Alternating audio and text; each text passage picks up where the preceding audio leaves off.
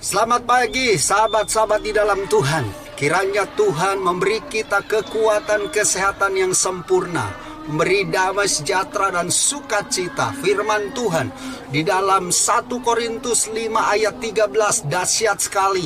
Mereka yang berada di luar jemaat akan dihakimi Allah.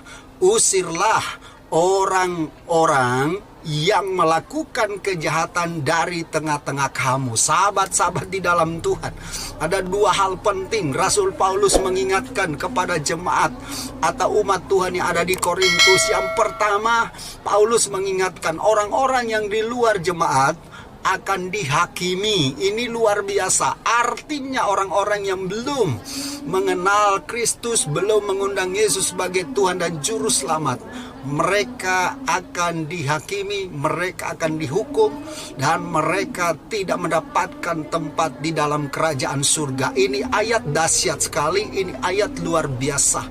Kita tidak membahas kalau begitu orang-orang yang di luar kekristenan, apakah mereka tidak masuk di dalam kerajaan surga. Itu bukan zona kita, tapi firman Tuhan mengatakan orang-orang yang di luar jemaat akan dihakimi oleh Allah.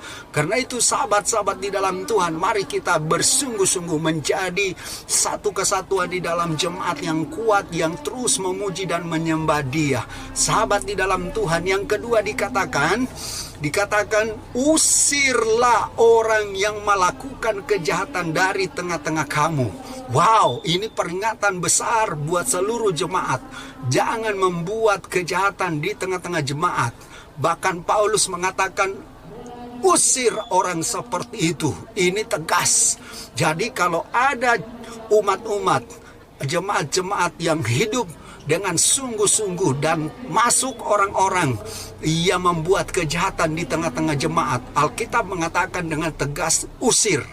Luar biasa. Berarti di sini kita boleh melihat kalau jemaat kerjanya membuat kejahatan, membuat ricu, kerusuhan di dalam tengah-tengah jemaat, kita punya hak untuk mengusir mereka. Karena itu sahabat-sahabat di dalam Tuhan, jangan kita membuat kejahatan di tengah-tengah jemaat, karena konsekuensinya kita akan diusir.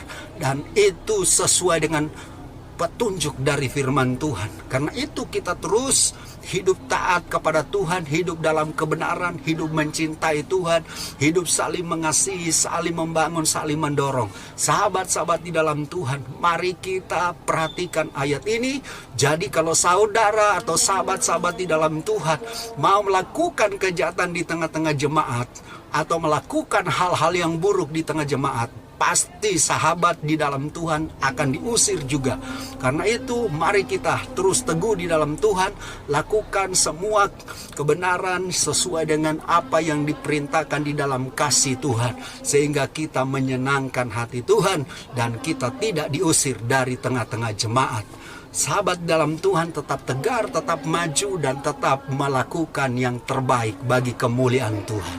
Hamba mau berdoa untuk sahabat-sahabat di dalam Tuhan.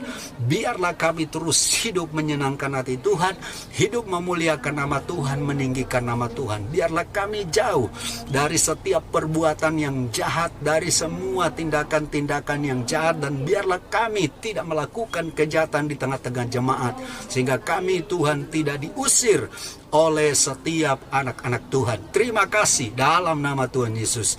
Amin. Amin.